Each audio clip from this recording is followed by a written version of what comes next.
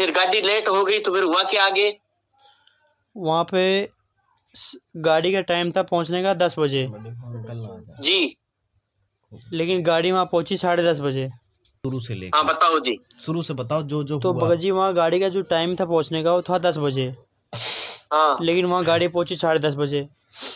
हाँ उसके बाद स्टेशन भी खाली हो गया था और जिस ट्रेन में मैं बैठा था वो डब्बा पूरा खाली हो गया था, वो डब्बा। जी। तो थोड़ा थोड़ा डर पहले से लग रहा था। हाँ और फिर मैं जैसे भिवानी स्टेशन से उतरते नहीं है टेम्पो लेने के लिए, हाँ नीचे उतरते हैं, नीचे उतरा मैं। वहाँ हाँ। टेम्पो वाले तो ठीक ठाक खड़े थे सब, मतलब लाइन से सब, लेकिन उन्होंने ना तो कोई 250 मांग रहा है, कोई 300 मांग रहा है, कोई 400 मांग रहा है, जी। और कोई भगत वहाँ था नहीं। ठीक है जी। जब मैं बाहर निकला तो ऑटो वाले सब जाने के लिए तैयार थे, लेकिन वो पैसे ज़्यादा मांग रहे थे, कोई 250 मांग रहा था, तो कोई 300 मांग रहा, कोई 400 मांग रहा था। अच्छा, आप गुड़गांव से चले और भिवानी के लिए जब भिवानी स्टेशन पे उतरे तब यहाँ से शुरू हुई थी ये बात, ये है? जी जी, कोई 250 मांग रहा, कोई 300 मांग रहा था, जी और मेरे पास टोटल पैसे 250 रुपये थे, जी। जिसमें 60 रुपये का मैंने टिकट पहले ले लिया था। ठीक है जी। तो एक एक टेम्पो वाले ने मुझे बोला कि आप थोड़ा सा आगे चले जाओ, एक गर्ल्स कॉलेज आता है, वहाँ जी। से आपको टेम्पो मिल जाएगा भिवानी में? जी जी। मैं वहाँ चला गया, फिर वहाँ कोई था नहीं जी। लेकिन फिर एक टेम्पो वाला आया, थोड़ा सा वो मतलब जी। हट्टा कट्टा मोटा सा था, काला सा था, वो चादर ओढ़ रखी थी उसने। जी। टेम्पो में कोई नहीं था, उसने बोला कि मैं छोड़ दूंगा। मैंने कहा कितने पैसे लोगे? कह रहा 20 रुपये। ठीक है जी। फिर मैं खुश हो गया कि 20 रुपये में छोड़ देगा। मैंने फिर उससे 2 बार पूछा कि आपको एड्रेस सही से पता है ना? कह रहा है हाँ मुझे पता है एड्रेस, मैं आपको आश्रम के अंदर छोड़ के आऊँगा। ठीक है जी। फिर मैं उसके आगे वाले सीट पे बगल में बैठ गया और वो चला रहा था ऑटो। रास्ता भगत जी मुझे भिवानी का A to Z पूरा याद है कैसे जाते हैं आश्रम में, लेकिन रास्ता वो गलत ले जा रहा था वो। मैंने उसको बोला भैया आप गलत रास्ते जा रहे हो, आप मुझे यहीं छोड़ दो, मुझे नहीं जाना। फिर उसने बोला कि ये शॉर्टकट रास्ता है, नया रास्ता, जल्दी पहुंच जाओगे आप। ठीक है जी। फिर मैंने फर्स्ट मंत्र का जाप शुरू कर दिया और मैंने कहा चलो आप चलते हैं, फिर शॉर्टकट है तो चलो। जी। तो भगत जी कोई एक बड़ा सा चौक आता है, कोई मुझे नाम नहीं पता, बहुत अंधेरा था वहाँ पे। अच्छा जी। हाँ, सुभाष चंद्र ऐसा कोई चौक था, मतलब आश्रम से 10 किलोमीटर दूर थे। वहाँ छोड़ दिया उसने मुझे। अच्छा जी। और वहाँ उसने बोला 20 रुपये निकालो। मैंने कहा आपने आश्रम में तो छोड़ा नहीं। फिर उसने तेज से बोला कि आप 20 रुपये निकालो। फिर भगत जी मैंने उसको एक पुस्तक दे रहा था, एक हिंदू धर्म महान, मेरे बैग में पुस्तक रखी थी, मैंने पुस्तक दे रहा था उसको मैं। उसने पुस्तक नहीं लिया, गुस्सा कर रहा था, कह रहा था मुझे मेरे 20 रुपये दे दो और मेरा गाड़ी ख़राब हो गया, मैं जा रहा हूँ। ठीक है। तो मैंने बोला गाड़ी जब ख़राब होगी तो आप जा कैसे रहे हो? मतलब थोड़ी वहाँ पे मेरी बहस हुई उससे। फिर मैंने 20 रुपये उसको दे दिए, और जैसे 20 रुपये मैंने उसको दिए वो इतनी स्पीड में वो टेम्पो लेके भाग गया। मतलब थोड़ी देर बाद तो मतलब वो बहुत स्पीड में लेके भाग गया वो। जय बंदी छोड़ की। अच्छा ठीक है जी। तो उसके बाद भगत जी मैं इधर उधर नज़र मारा मैंने, तो वहाँ पे एक चाय का ठेला लगा हुआ था, लेकिन चाय मतलब वो लोग सो रहे थे, मतलब काफ़ी टाइम हो गया था। अच्छा जी। 2 आदमी सो रहे थे। मैंने सोचा लो पुस्तक सेवा कर लेता हूँ यहाँ पे। अच्छा। तो वहाँ पे जब मैंने उनको सबसे पहले उठाया तो उन्होंने मेरे से टाइम पूछा।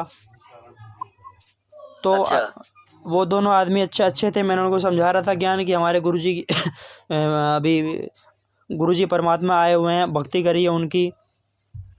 तो उन्होंने बोला आप रामपाल के शिष्य हो जिसका भंडारा हुआ था? मैंने कहा जी जी। इतने में भगत जी 4 पुलिस वाले सफ़ेद मोटरसाइकिल पे, पुलिस की पूरी यूनिफॉर्म पहन के, जैकेट पहन, टोपी पहन के आ गए। अच्छा जी। सायरन बजाते हुए 4 पुलिस वाले थे। अच्छा जी। और उन्होंने तेज से मुझे बोला कि तू क्या कर रहा है यहाँ पे? मैंने कहा जी मैं पुस्तक सेवा कर रहा हूँ और मैं रास्ता भूल गया हूँ, मुझे अपने गुरुजी के आश्रम में जाना है। अच्छा जी। तो उन्होंने मैंने बोला संत रामपाल जी महाराज जी का शिष्य हूँ मैं। तो फिर उसने बोला एक पुलिस वाले ने बोला कि ये लोग ना दिन में सोने देते हैं हमें, ना रात में सोने देते हैं जी। ये अपने गुरु का ऐसे प्रचार कर रहते हैं। मतलब बहुत गुस्सा कर रहे थे, गुरुजी को भी बुरा बोल रहे थे जी, और मुझे भी बुरा बोल रहे थे। ठीक है जी। तो मैंने उन्हें बोला देखिए आप पुलिस वाले हैं, मैं लेकिन आप ऐसे बिना किसी को जाने कुछ नहीं बोल सकते हैं किसी गुरु बारे में। जी तो इतने में भगत जी 2 पुलिस वालों ने मेरा दोनों हाथ पकड़ लिया। जी। एक ने मेरे हाथ से बुक ले लिया अच्छा और जी। एक ने मेरे जेब से मोबाइल निकाल लिया। ठीक है जी। तो भगत जी अब मैं बहुत परेशान हो गया। मैं गुरुजी को याद करने लग गया। ठीक है जी। फिर मैंने मन में गुरुजी को बोला कि गुरुजी अगर मैं गलत नहीं कर रहा हूँ तो आप मेरे साथ गलत मत होने देना। ठीक है जी। तो भगत जी एक 7 सीटर इनोवा गाड़ी आती है सफ़ेद कलर की। ठीक है जी। तो एक मेरे सामने से बहुत दूर से गाड़ी आती हुई दिखाई दी। पहले उजाला जो 2 लाइट दिखाई दिया।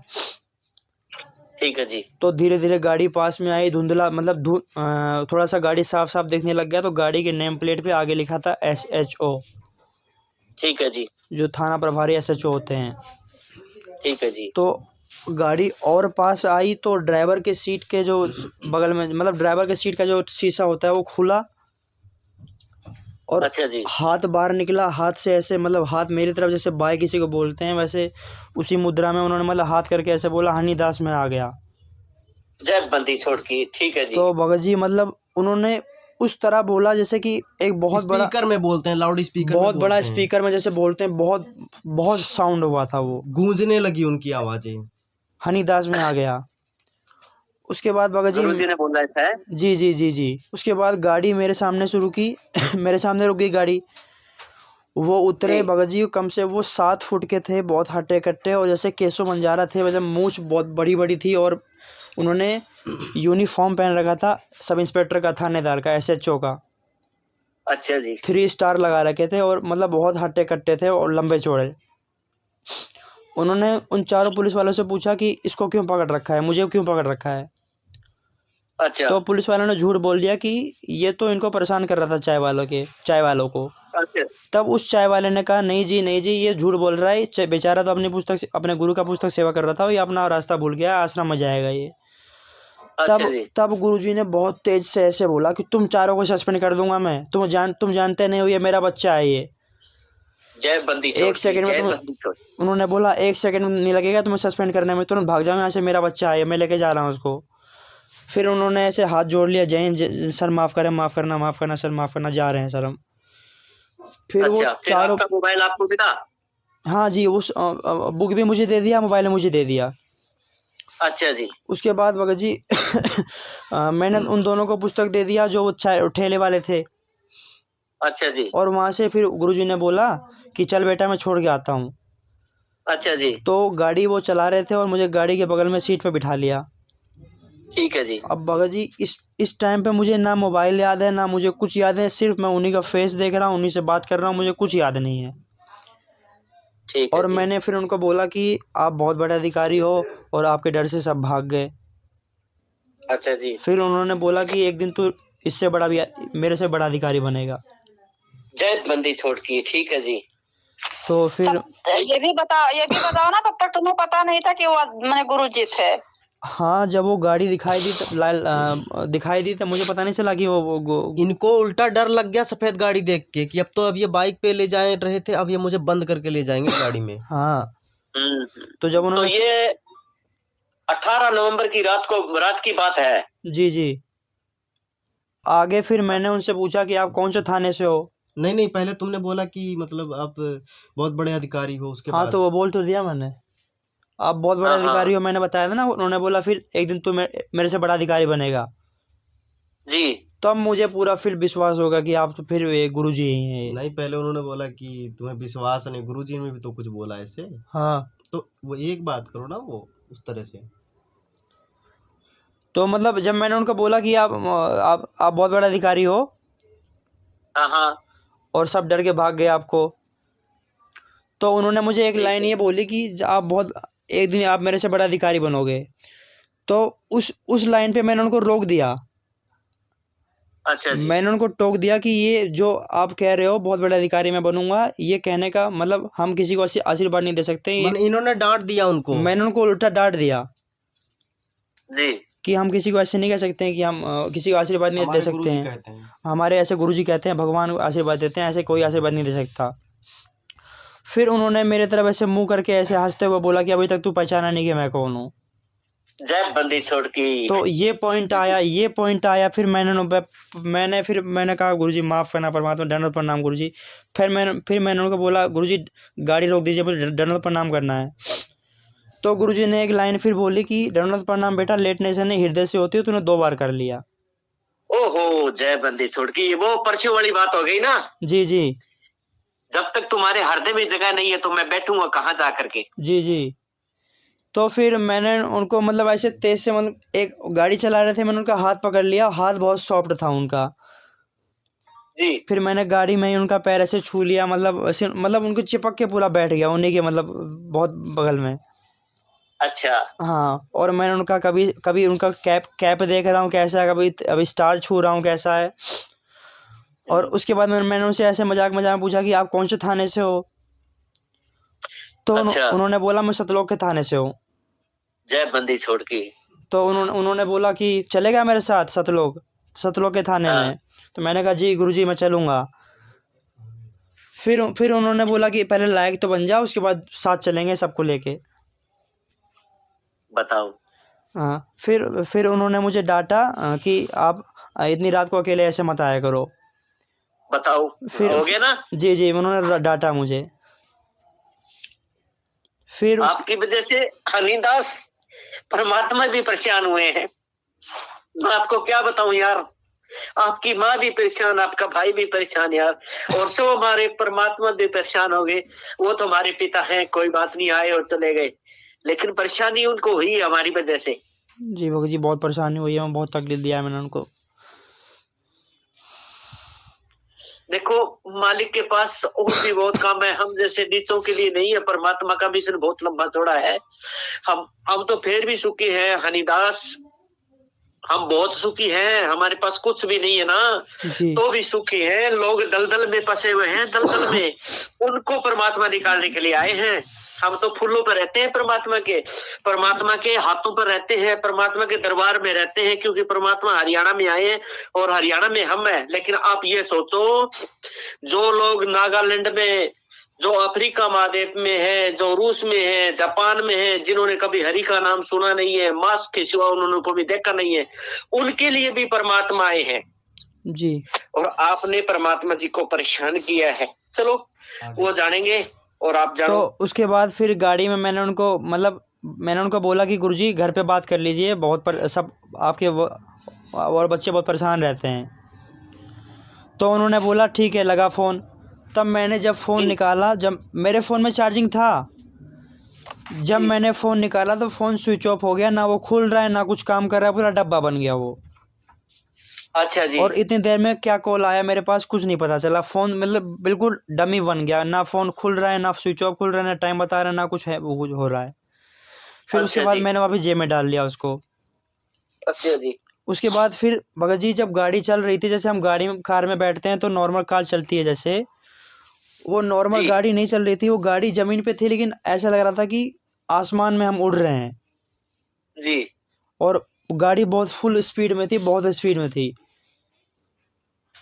ठीक है जी। फिर एक अपना जो आश्रम है उसके पास एक फाटक आता है। हाँ फाटक के पास गुरुजी ने गाड़ी रोक दी। जी। मैंने कहा गुरुजी आपने गाड़ी क्यों रोक दी। फिर उन्होंने बोला कि आप यहीं रुको और आपको आश्रम में ले जाने के लिए कोई आ रहा है अभी। ठीक है। फिर मैंने बोला कि गुरुजी आप ही चलिए ना मेरे साथ, हम आप और मैं चलते हैं साथ में, सब देख के बहुत खुश हो जाएंगे, सब दर्शन में कर लेंगे। तो उन्होंने बोला मैं तो हमेशा आश्रम में ही रहता हूँ, हाँ और आप चलो मैं आता हूँ अभी। ठीक है। फिर मैंने जब गुरुजी ने बिना कोई बटन दबाए मेरे साइड वाला गेट खोल दिया। अच्छा जी। तो फिर गुरुजी ने जब सब पहले लाइन बोला था, फिर दोबारा बोला कि बेटा एक दिन आप बहुत बड़ा अधिकारी बनोगे और परमात्मा का मत भूलना, भक्ति करते रहना। जय बंदी छोड़ की। जी। फिर मेरे आँख में आंसू आ गया। मैंने गुरुजी को ऐसे मैंने कहा दंडवत प्रणाम परमात्मा। मैंने कहा परमात्मा मत जाओ, मालिक छोड़ के मत जाओ। फिर परमात्मा ने बोला कबीर के बच्चे ऐसे रोते नहीं है, कभी अकेले नहीं रहते हैं, मैं तेरे साथ में हूँ। सही है जी। तो फिर वो गाड़ी रिवर्स घुमा रहे थे। अच्छा। मुझे साइड में उतार के गाड़ी घुमा रहे थे, रिवर्स वापस जा रहे थे। अच्छा गाड़ी घुमाते घुमाते, रिवर्स घुमाते घुमाते पूरी गाड़ी अंतर ध्यान होगी मेरे सामने से। जय बंदी छोटकी, वो तो दयालु है भाई। पूरी गाड़ी गायब हो गई। फिर मैंने वही दंडवत प्रणाम कर लिया। और दंडवत प्रणाम ठीक करके है। जब मैं उठा तो मोटरसाइकिल पे एक पुलिस वाला आ रहा था सामने से, अच्छा जो गुरुजी ने अच्छा। बोला था तुझे लेने के लिए अभी कोई आ रहा है। अच्छा जी। तो फिर जब मैंने पुलिस वाले को मैंने रोका, मैंने कहा कि आप कौन हो? तो उन्होंने बोला कि आदेश आया है कि आपको आश्रम में छोड़ना है। तो उन्होंने उनके ठीक पास है। सिर्फ वो कांस्टेबल थे की यूनिफॉर्म पहने थे, और उनके पास एक वॉकी टॉकी था, ठीक है। और वाइट रंग की बाइक पे मुझे लेने बिठा दिया। और आश्रम के अंदर वो खुद आए और चाय पी के, फिर आश्रम में जब वो आए तो मैंने उनके पास बैठा था। उन्होंने बोला जाओ बेटा फैमिली से बात कर लो। ठीक है। तो मैंने कहा नहीं, आप चले जाओगे, फिर फैमिली से बात करूंगा मैं। तो अच्छा उन्होंने कहा कि अब मैं यहीं पे हूँ, जाओ फैमिली से आप बात कर लो। तो बताओ, सो परमात्मा तो थे ही। तो फिर उसके बाद मैं बात करने चला गया। फिर वो चाय पानी पी के निकल गया। मैं इतनी देर में आया, वो निकल गए वापस।